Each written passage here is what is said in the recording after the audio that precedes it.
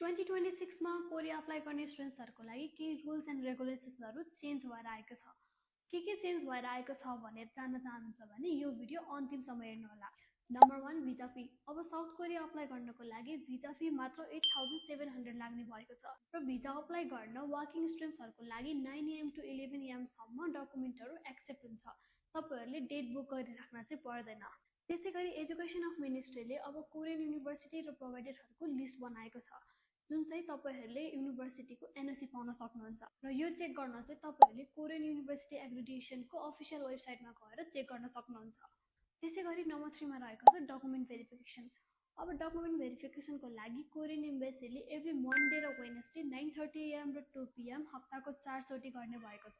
र लास्टमा रहेको छ डकुमेन्ट रिक्वायरमेन्ट्स। अब तपाईहरूले साउथ कोरिया अप्लाई गर्दाखेरि तपाईँहरूको property valuation, CA report, annual income verification जस्ता डकुमेन्ट्सहरू चाहिँ नचाहिने भएको छ। र यदि तपाईँहरूलाई साउथ कोरियाको बारेमा अझै धेरै डिटेलमा बुझ्न मन छ भने चाहिँ टु भिजिट पोलार एजुकेसन।